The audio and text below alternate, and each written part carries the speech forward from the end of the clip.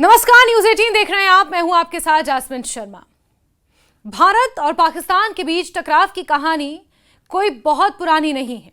ये कहानी इनके जन्म के साथ ही शुरू हो गई थी और आज तक ये सिलसिला यूं ही जारी है। 1947 में भारत के बंटवारे के बाद से दोनों देशों के बीच विभिन्न स्तरों पर युद्ध, झड़पें और सीमा विवाद लगातार होते रहे। चाहे घोषित युद्ध हो या अघोषित, ये टकराव कभी रुकने का नाम नहीं लेता। इस ऐतिहासिक संघर्ष के जड़ में न केवल कश्मीर का विवाद है, बल्कि आंतरिक राजनीतिक दबाव, भू राजनीतिक परिस्थितियां और अंतर्राष्ट्रीय परिदृश्य की बारीकियां भी इसका हिस्सा रही हैं। जग जाहिर है कि भारत और पाकिस्तान के बीच तनाव अब रोजमर्रा की एक सामान्य घटना जैसा प्रतीत होने लगा था, कम से कम ऑपरेशन सिंदूर से पहले तक। हाल ही में पाकिस्तान में हुए आतंकी हमले जैसे कायराना कृत्य भी इसी हिंसक प्रक्रिया का हिस्सा हैं, जिसके जवाब में भारत ने ऑपरेशन सिंदूर चलाकर पाकिस्तान के अंदर आतंकी ठिकानों को निशाना बनाया। भारत पाकिस्तान संघर्ष की शुरुआत बंटवारे के तुरंत बाद जम्मू कश्मीर से हुई। महाराजा हरि सिंह ने जम्मू कश्मीर के भारत के साथ विलय का निर्णय लेते हुए औपचारिक विलय पत्र पर हस्ताक्षर किए। इस कदम ने तत्कालीन स्थिति में सवाल खड़े कर दिए।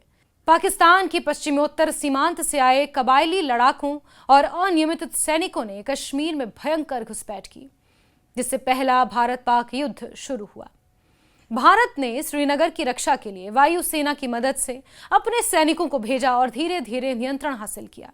यह लड़ाई परंपरागत युद्ध के साथ साथ अनियमित लड़ाइयों का मिश्रण थी, जिसके अंतर्गत कभी सड़कों और शहरों की रक्षा में संघर्ष हुआ तो कभी पहाड़ी इलाकों में कब्जा करने के लिए रस्साकशी। अंततः संयुक्त राष्ट्र ने मध्यस्थता की, जिससे 1 जनवरी 1949 को युद्ध विराम लागू हुआ। परिणाम स्वरूप कश्मीर 2 हिस्सों में बंट गया, जिसमें भारत के अधिकार में जम्मू कश्मीर और लद्दाख का बड़ा हिस्सा रहा, जबकि पाकिस्तान ने अपने कब्जे में आजाद जम्मू कश्मीर और गिलगिट बाल्टिस्तान समेत हासिल किया। इस युद्ध ने भविष्य के सारे संघर्षों की अवधारणा, रणनीति और भौगोलिक परिसीमा की नींव रखी, जो आज भी जारी है। भारत पाक के इस टकराव का दूसरा बड़ा चरण 1965 में आया। इस वर्ष संचालित रन ऑफ कच्छ क्षेत्र में झड़पों से गतिरोध शुरू हुआ, जो अगस्त 1965 में पाकिस्तानी सशस्त्र बलों द्वारा कश्मीर में ऑपरेशन जिब्राल्टर के माध्यम से घुसपैठ और विद्रोह भड़काने की कोशिश में परिणत हुआ। भारत ने इसका करारा जवाब देते हुए सैन्य कार्रवाइयां की और सितंबर में लड़ाई अंतर्राष्ट्रीय सीमा तक फैल गई। इस युद्ध में लाहौर और सियालकोट जैसे क्षेत्रों में बड़े पैमाने पर टैंक विद्रोह और पैदल सेना की भिड़ंत हुई। वायुसेना की निर्णायक भूमिका रही, लेकिन दोनों पक्षों को भारी नुकसान भी हुआ। आखिरकार संयुक्त राष्ट्र के दबाव और अंतर्राष्ट्रीय समुदाय के हस्तक्षेप से युद्ध विराम हुआ। इसके बाद 1966 में ताशकंद समझौते के माध्यम से दोनों पक्षों ने युद्ध पूर्व की स्थिति में लौटने पर सहमति जताई। हालांकि सामरिक दृष्टि से ये युद्ध किसी परिणाम की ओर नहीं निकले और अनिर्णीत माने गए। भारत ने रणनीतिक रूप से पाकिस्तान की घुसपैठ पर आधारित रणनीति को विफल करार दिया। फिर 1971 का युद्ध आया, जो उपमहाद्वीप के इतिहास में निर्णायक मोड़ साबित हुआ। पूर्वी पाकिस्तान में राजनीतिक दमन, चुनाव परिणामों की अवहेलना, सैन्य अत्याचार ने स्थानीय जनता में विद्रोह भड़काया, शरणार्थी संकट पैदा हुआ। भारत ने इस मानवीय संकट को देखते हुए राजनीतिक और सैन्य समर्थन देना शुरू किया, जिससे तनाव बढ़ता गया और दिसंबर 1971 में पूर्ण युद्ध छिड़ गया। ये युद्ध 2 मोर्चों पर लड़ा गया। पश्चिमी मोर्चे पर पाकिस्तान के सैन्य ठिकानों पर दबाव बनाया गया ताकि संसाधन बंट सकें, जबकि पूर्वी मोर्चे पर भारतीय सेना ने तेज और संगठित अभियान चलाकर स्थानीय मुक्ति दल का समर्थन हासिल किया। थल सेना, वायुसेना, नौसेना के समन्वय से 16 दिसंबर 1971 को पाकिस्तानी सेना ने पूर्वी मोर्चे पर आत्मसमर्पण किया और बांग्लादेश स्वतंत्र राष्ट्र के रूप में उभरा। इसके बाद 1972 में शिमला समझौते के तहत क्षेत्रीय नियंत्रण, युद्ध बंदियों की अदला बदली समेत कई मुद्दों पर व्यवस्था स्थापित की गई। इस युद्ध ने न केवल भारत की अंतर्राष्ट्रीय छवि को मजबूती दी, बल्कि दक्षिण एशिया के राजनीतिक मानचित्र को भी बदल दिया। 1984 में शुरू हुआ सियाचिन संघर्ष भले ही घोषित युद्ध नहीं था, पर यह ग्लेशियर पर भौगोलिक और सैन्य नियंत्रण के लिए हुआ था। भारतीय सेना ने ऑपरेशन मेघदूत के तहत सियाचिन की ऊंचाइयों पर महत्वपूर्ण स्थान हासिल किए। इस संघर्ष में मौसम, हिमस्खलन, ऑक्सीजन की कमी ने सैनिकों के लिए बड़ा संकट पैदा किया। वर्षों तक सैनिक तैनाती और संघर्ष जारी रहा, लेकिन बाद में दोनों देशों ने इसे कम करने के उपाय भी खोजे। सियाचिन संघर्ष ने यह साबित किया कि युद्ध में भूगोल और मौसम भी गोलियों से अधिक निर्णायक हो सकते हैं।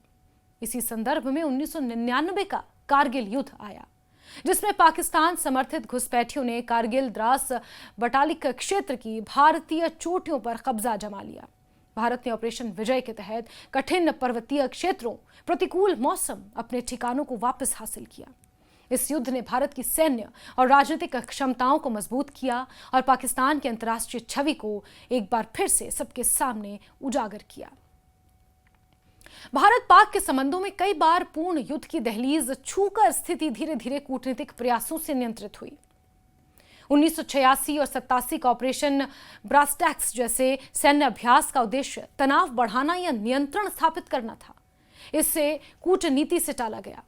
1990 के दशक में कश्मीर की बिगड़ती स्थिति ने एक नए प्रकार के तनाव को जन्म दिया, जो परमाणु युग की शुरुआती खतरों में से एक था। इसके बाद 2001 के संसद हमले, ट्विन पीक्स के सेंट ऑफ में कड़े सैन्य जमावड़े और तनाव आए, लेकिन कूटनीतिक दबाव ने युद्ध अवश्य टाला। साल 2016 के उरी हमले के जवाब में भारत ने सीमित और समयबद्ध सर्जिकल स्ट्राइक की, जिसने आतंकवादी ठिकानों को निशाना बनाया। साल 2019 में पुलवामा हमले के बाद बालाकोट में सर्जिकल स्ट्राइक ने रणनीतिक संदेश दिया कि भारत आतंकवादी गतिविधियों को बर्दाश्त नहीं करेगा। इन कार्रवाइयों के सामरिक और कूटनीतिक दायरे व्यापक रहे। इन सभी संघर्षों के चलते कश्मीर विवाद, सीमा निर्धारण के मुद्दों, पहाड़ी और कठिन भूगोल, आंतरिक राजनीतिक दबाव और अंतर्राष्ट्रीय वातावरण ने टकराव को जन्म जरूर दिया। समय समय पर सीमावर्ती स्ट्राइक, घुसपैठ और आतंकवादी हमले तनाव को बढ़ाते रहे।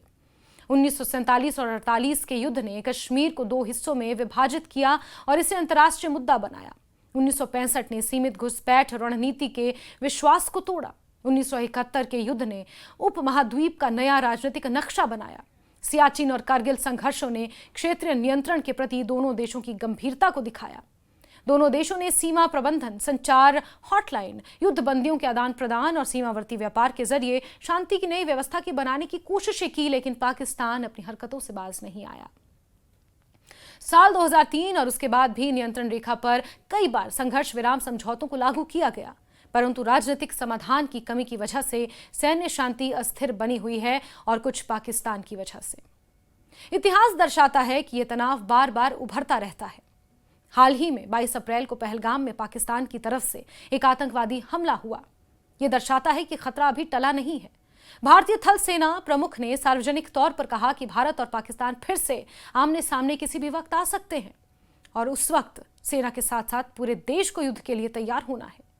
पाकिस्तान के सैन्य प्रमुख ने अमेरिकी धरती से परमाणु बल उपयोग की धमकी तक दे डाली है।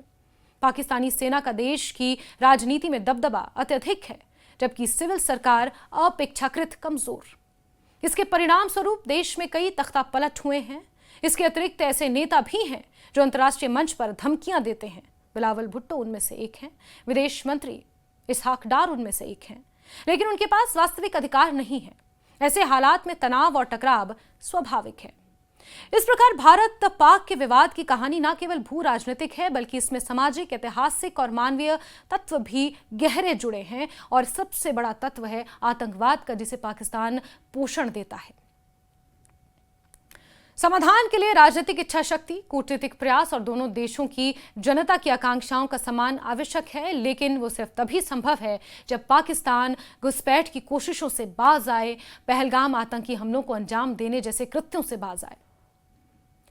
उपमहाद्वीप में स्थायी शांति और समृद्धि का सपना तभी सार्थक हो पाएगा जब पाकिस्तान अपनी इन हरकतों से बाज आएगा।